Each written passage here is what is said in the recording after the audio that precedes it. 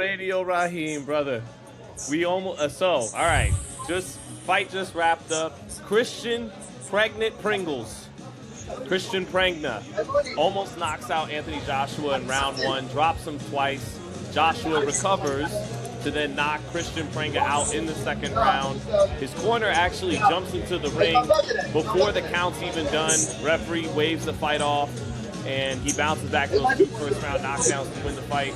Really quick, now that we've seen Fury and Joshua this weekend, who do you think wins that fight? I mean, it's a different. It doesn't matter who you think wins the fight, because the fight doesn't fucking matter, actually.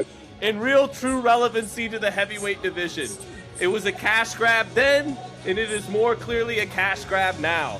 Raheem, I was laughing here at the Majestic Hotel here in Anaheim, California, laughing my balls off when Joshua got dropped.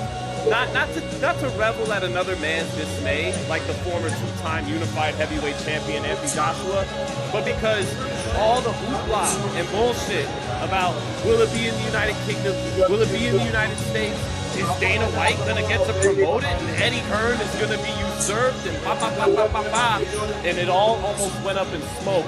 And I got a kick out of it for that. Just like I got a kick out of Usyk going life or death with a kickboxer.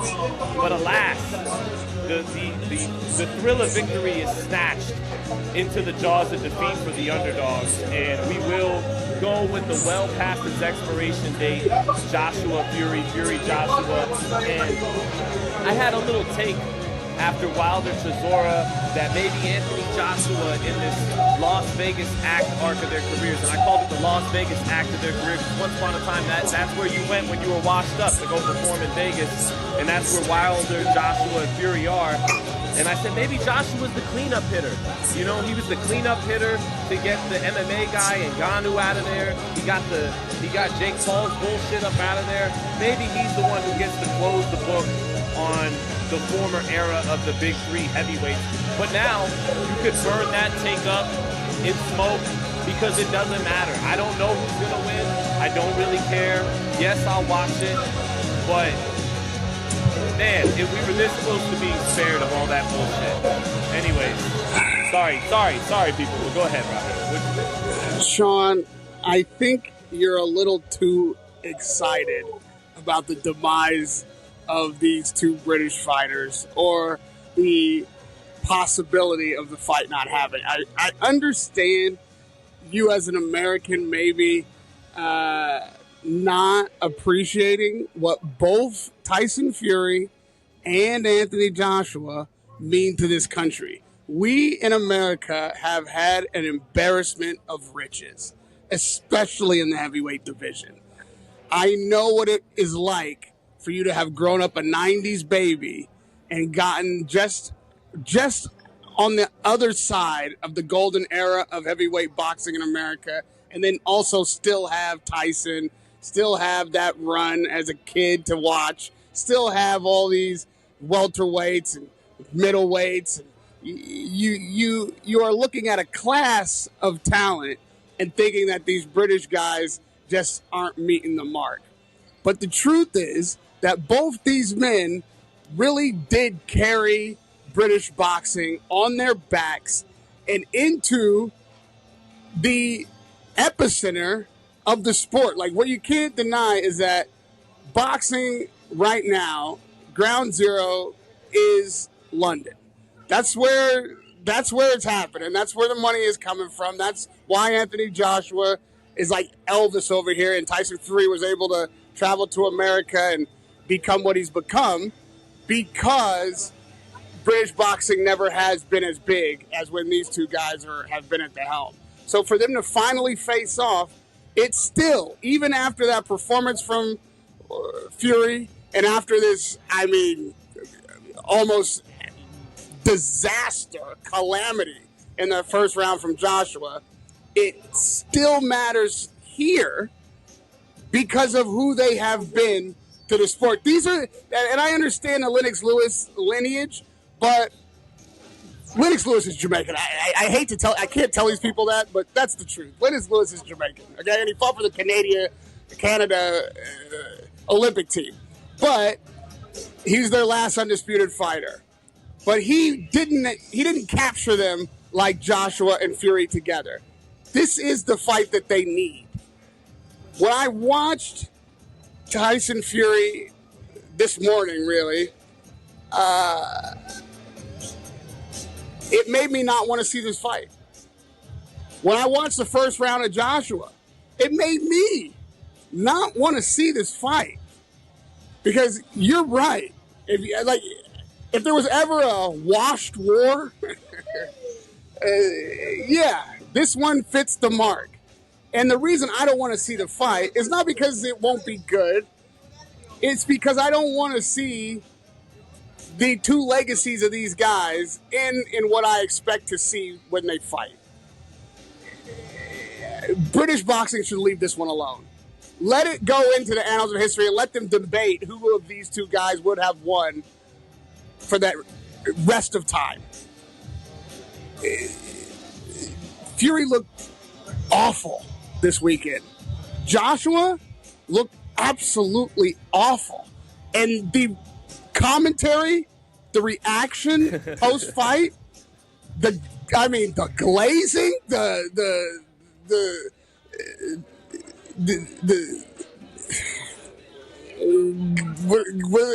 do they call it?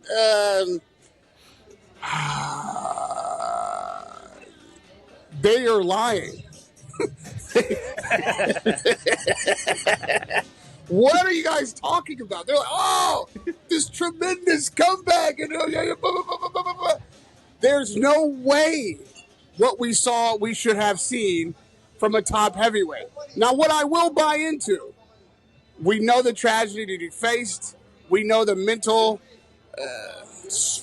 fortitude and strength that would have had to have overcome that. Fortunately, I don't know personally in the sense that type of tragedy, thank God, hasn't happened to me in that way. But this was the thing. This was the fight to get over it. Okay, he came back in the second round after almost getting sparked out, and you got the knockout. Why this Prenga guy decided to stop fighting after the first round, I'll leave it for the fans to question. But I don't ever need to see Joshua in the ring again. This is when he sat back in that corner after the first round and he had his friends' names in the shot at his feet on the ring mat, and he came back out and that's the fight for them. Dedicate this fight to them. Salute to your career. Let it end this way, man, because what's coming next is no good. I don't want it to end the way it's about to end for Joshua. And I don't need to see Fury in the ring again either.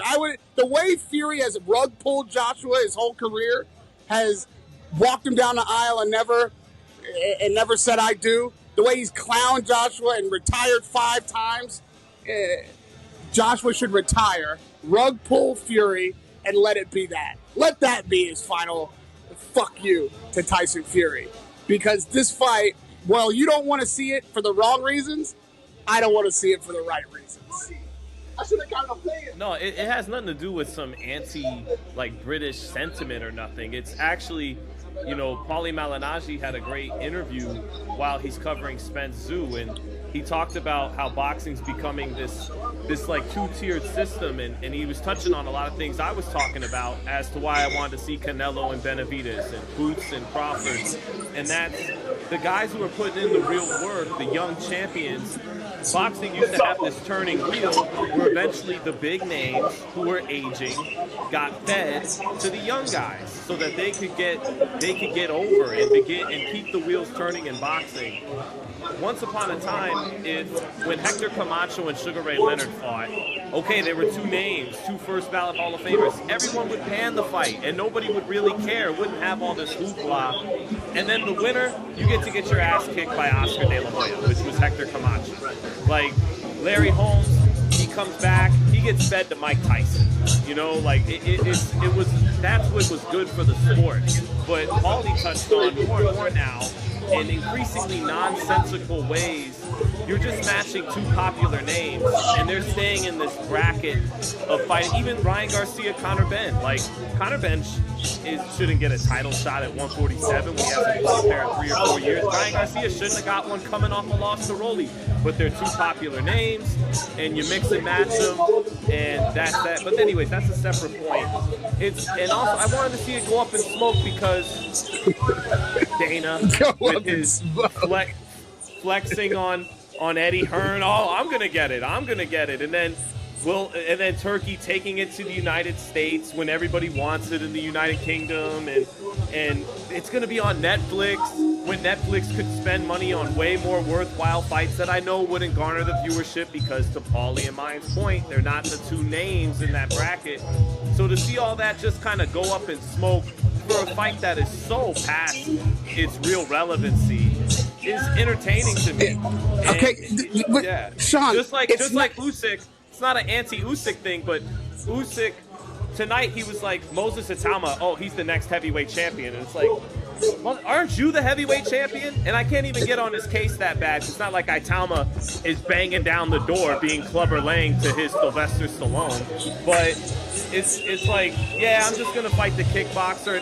Kabiel Dubois, I got Kabiel, and it's like, you're the heavyweight champion. Aren't you supposed to be fighting these guys? And it's like, no, I'm a popular name, and that's why I'm rumored to fight a shot Deontay Wilder right after going life or death with a kickboxer.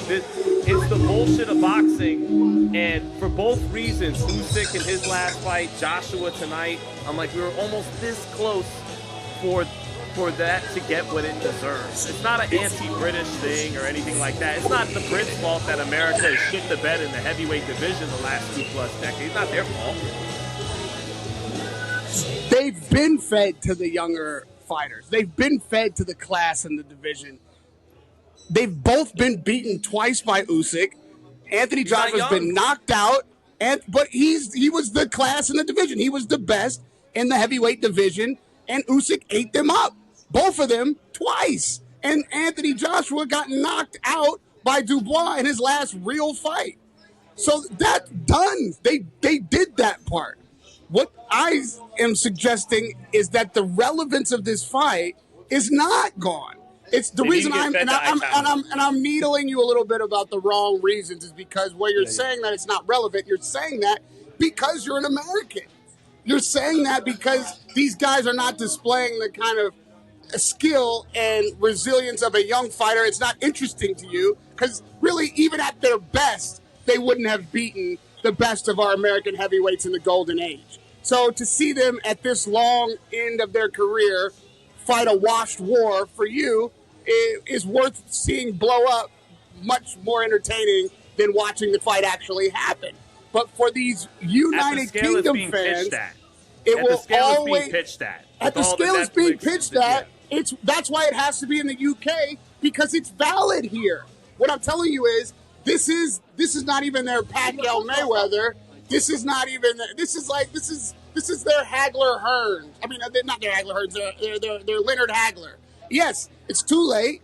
It's their Leonard Hagler though, because it's one of those fights that should have happened. When it does happen, it won't be even that good.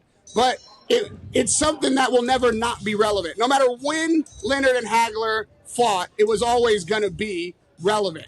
These are the only two British American heavyweights that brought the world's attention to British heavyweight boxing the way they did.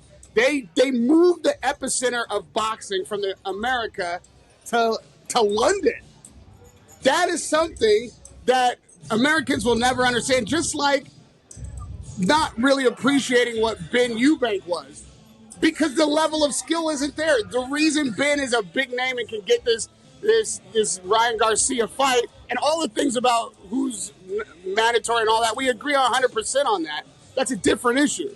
But in the same way that Conor Benn is outsized in his earning potential and his achievements and his skill level because of who his father is and him fighting Eubank twice, this fight has more substance than Conor Benn because they actually, both of these guys did do something. Joshua is still two-time unified champion. Tyson Fury is still two-time champion. He still dethroned the incredibly boring Klitschko and then reclaimed the title from Wilder. These guys are British heavyweight royalty. They'll always be the guys who moved the center of boxing to London. So if they ever fight, it's always going to matter here. And the fact that they would even think about having it in America, because of the sentiment that you have, I think is very popular there. And people here are like, oh, this fight's past its prime, but everybody in the country is going to stop and watch it, is the reason it can only be here. But it is relevant. And it's going to be a terrible end. Be careful what you wish for, UK fans, because what happens when these two guys finally face each other, as what we saw this weekend, is going to be a sad way for both of them to go out. I'd rather them both go out without us ever knowing what would have happened. That's actually better. I'll do you one better. They're not just British heavyweight royalty. They're just heavyweight royalty. I think they're both Hall of Fame heavyweights. You know what I mean? Really, I think Joshua is one of the true knockout artists in heavyweight history, and I think Fury is one of the great heavyweights in heavyweight history. And I think they both will deservedly get into the Hall in Canastota one day. So they're heavyweight royalty. Period. I won't even put the British right before it, but. I would like to see it just go to Britain and it just be a show for that. It's more the scale it was being pitched at. And Leonard Hagler was still for the undisputed middleweight title, and Leonard would go on to still win a super middleweight title. And Hagler had just knocked out John the Beast Mugabe. I would call this fight more like Hopkins versus Roy Jones 2, except Hopkins and Roy Jones are better than Fury and Joshua, and that it's fight two. Yeah, Hopkins, Jones too, but the problem is Hopkins went on to win the light heavyweight title like 5 times after that. Again, he won like 3 or 4 light heavyweight titles. He became lineal like 3 or 4 years later against John Pascal. But it's one of those fights that if it never happens, it's one of those fights that will never not be relevant in this country, in Europe. You know what I'm saying? That's all I'm saying. And that relevance will never really translate to Americans. You'll never really get it. You know what I mean? Like, you would have had to live here or spend a lot of time here. Even as much as you know about boxing, as close as you follow it, the vibes about these guys and seeing when they were both at their prime here, it's like seeing Elvis in America in the 70s. Like, it's like, there was nothing bigger than Anthony Joshua when he was undefeated and peaking, and he had the foil in the Gypsy King and Tyson Fury, like that. Those two examples of what British people are like, and the two representing two different types of communities here. And both being world champions, these people, man. When Joshua got knocked down, by the way, I'm at the Hippodrome at Patty's Sportsbook, and the place is packed for this fight. The place was packed, and when he got knocked down, people fucking screamed. They were out of their chairs. They were on that verge of tears. I'm not kidding. On the verge of tears by the end of the first round. And when he won in the second round, you would have thought that it was Tom Brady throwing the winning touchdown pass at the Super Bowl. That's how emotionally invested they are in this fight. That's not happening anywhere but here. No place, including Saudi. No place else but here. We haven't even actually talked about the fight itself, but... put it in England, which we've been saying for months. We said that a long time ago. Everybody was late with their outrage of it going to America when you said, after UFC 250, bro, it's going there. And then Turkey a few weeks later did the thing in England, trying to pretend he'll have it there when they have a curfew and blah, blah, blah, blah, blah, blah, blah. Yes, put it in England. I'll compare it, lastly, to Camacho Leonard. It's like Camacho Leonard, but with heavyweights on a much bigger scale in the United Kingdom. For the fight itself, it is odd how Prenga didn't empty the clip in the first round and then kept his hands in his pocket for the second round. People will raise an eyebrow on that, and I understand. However, I think very well what he may have been doing is not trying to get caught in between. And knowing that anytime he lands something on Joshua's going to be on Queer Street or he's going to go down, just try not to get bombed out of there. Try not to get caught in between shots and eventually land again, and the first round will replay itself. In retrospect, hindsight being 2020, that was not smart. In retrospect, and I'm sure plenty of people thought it as it was happening, he should have just taken his shot, let it rip, and go for the knockout, heading for the rest of round one into round two. But I just want to say, I understand why he may have made that miscalculation, trying not to get caught in between punches, be a little patient, land again, and Joshua will go down again, and that's how you win the fight. Don't risk getting caught in between. And also, Prenga's only loss coming into this was to a 2-6 Italian 5'11" heavyweight who has 0 knockouts, right? But he did have 20 knockouts and 20 wins, and he can punch, and anything can happen in the heavyweight division, and this was a trademark of that. It's one punch at that size with a guy who actually does have some power, as it turns out. Anything can happen, and I do give Joshua credit for, once again, he's done it multiple times in his career, getting off the canvas and stopping him. So credit to him for that, especially in the aftermath of what happened to his friends in Nigeria.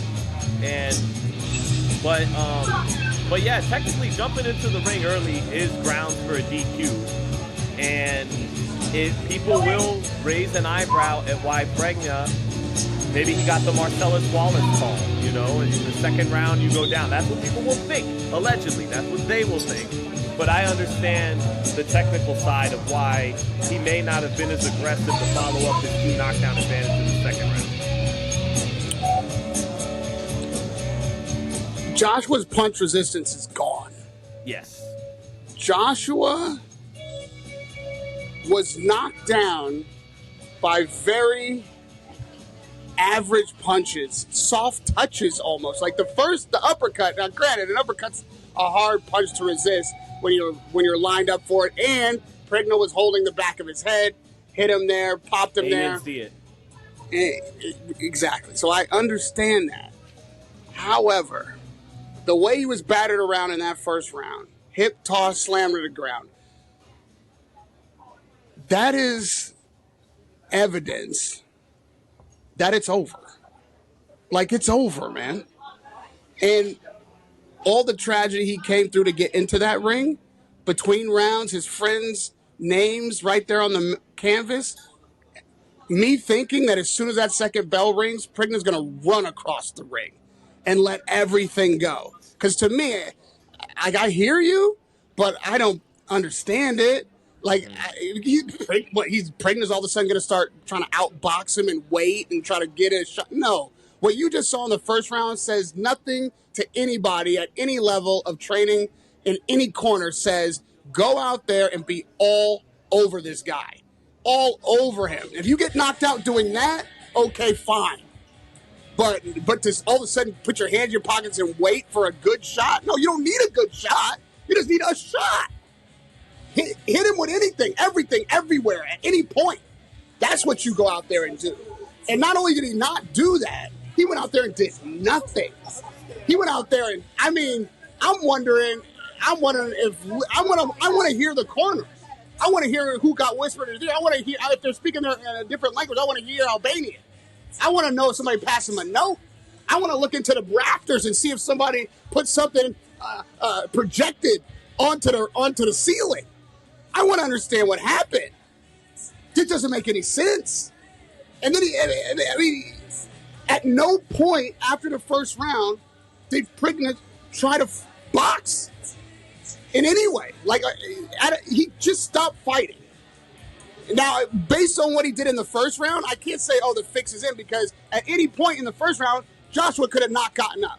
Joshua could have got stopped. In fact, that second count is what saved Joshua, I think, in the first round. If he doesn't get counted right there, if the referee lets them keep fighting and get knocked down again, like, he stopped because of the gloves touch, and that's a legitimate reason to stop and count. But if that doesn't happen and the fight keeps going, Joshua quite likely gets knocked out in the first round. So that count saved him.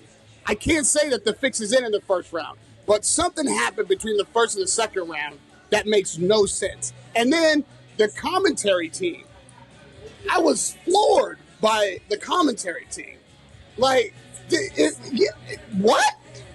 If that were the Dubois fight and he had come back in the Dubois fight instead of rolling the dice, but actually had a game plan and knocked out Dubois, the reaction from the comms team would have been appropriate for that situation, not this one. Those guys were promoters tonight. Those guys had a script. No matter what happens, like I was like, what fight are they watching the Dubois? Like, what's going on? What is going on? None of that made any sense. None of that made. I mean, WWE does it better, guys. if Dana White and TKO want to flex, they should come out and be like, we pretend better. I want an investigation. Like, something's wrong. That aside, let's talk about the second round. Okay, well, Prenga's not fighting. So, Joshua being able to knock him out in the way that he ultimately did, great. Okay, great. I mean, how could you not at that point? But then, the post-fight interview from Joshua, and then when he grabbed out, and I really like this guy. I respect this guy. I want the best for this man. I am not saying this disrespectfully. I am saying this objectively. This reminds me of after the second Usyk fight. Joshua's concussed. His eggs are scrambled after the fight. That post-fight interview is weird. Like, he should go to the hospital and make sure that he's not fully concussed. He should stay up all night. He should make sure that he's well. That Anthony Joshua we saw in the post-fight interview was goofy. He was like concussing goofy. We gotta be honest about that. We've seen that before. This to me indicates that, listen, man, this is the way to end it. That is a great tribute to your friends. That was a great comeback for what it was. That's a great moment to end on. Dedicate that fight to them. Do not go in there in the end of this year and let Tyson Fury fuck you up. Don't let Tyson Fury get that on you. Retire like he's done to you many times. You got all the money you need. Let these British fans argue about this until the end of time. Sayonara to your friends. Farewell, everybody. Go get your own reality show. This guy, and by the way, the chicks in here, they love him. Like, he could do anything now. He really could do movies. He could do a TV show. He could do whatever he wants. Anthony Joshua is a massive, massive star and a guy with a charismatic guy with charm and all the stuff. Do something else other than let Fury get the highlight to finish you. His chin did just hold up to 6 rounds of Jake Paul right hands, though, in the fight previous. Are you sure his punch resistance is gone? The fact that his chin had to hold up, that Jake Paul got clean punches in, that Jake Paul landed multiple clean right hands, was the indication that you needed. Like, yeah, if that is even possible. Even the Fury we saw this weekend, which was garbage. Another situation where we're not being honest about what we saw.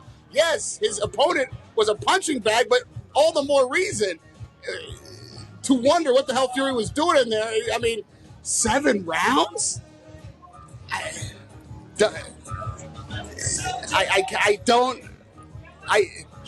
don't want to see Joshua end his career unconscious at the feet of Tyson Fury. I think because of what Tyson has done to Joshua in regards to this fight, rug pulling him, as we said. But Fury can't punch anymore, interestingly enough. He doesn't have to, clearly. Yeah. That's what he doesn't have to. I can't. What's the opposite of the immovable force against the The unstoppable. What is it? The Yeah, the I unstoppable think that's force right. against the immovable object. What's the antithesis to that with Tyson Fury's punching power right now and Anthony Joshua's? I mean, Find out oh on my God, Netflix. the soft poke to the thin balloon. Yeah.